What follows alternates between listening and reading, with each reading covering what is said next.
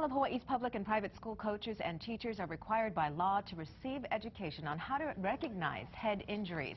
Experts say it doesn't take much to get a concussion, not just from football, but for all sports. And here with us this morning is Ross Oshiro, a Department of Education athletic health care trainer, and Jennifer King, a sports medicine physician. Thanks for coming in, both of you. Good morning. Now, I know that we spoke before, and you were telling me, Ross, that concussions, you believe, are underreported across the state. Do you believe that's still the case? Yeah, I think it's gotten better, but I think it's still underreported.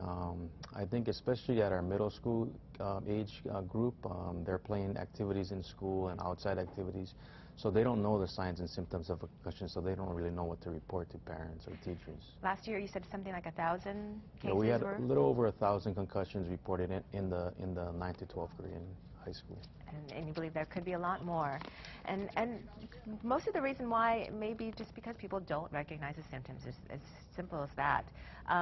And Jen, you think that's the case? I think it is, especially for the younger kids, because it's really hard for the children to verbalize what they're feeling. And sometimes they feel like, oh, maybe I'm just coming down with something, I'm getting sick, I just don't feel right. And if the parents don't know the history of a head injury, then they don't link the two together.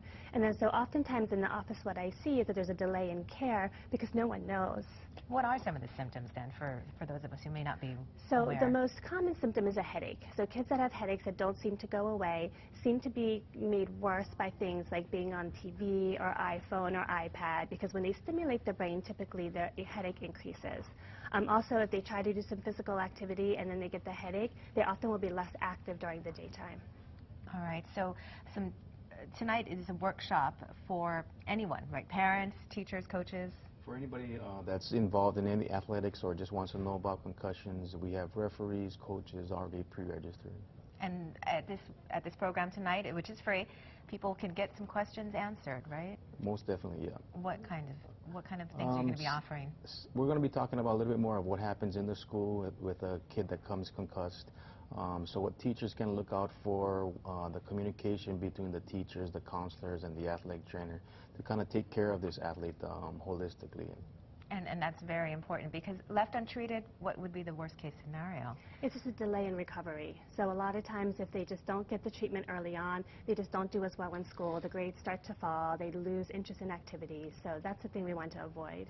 Absolutely. Okay, so very important information. Thanks so much for both of you for coming in this morning. Thank you. And of course, we still have that information on our website if you need to know where and when for tonight's workshop.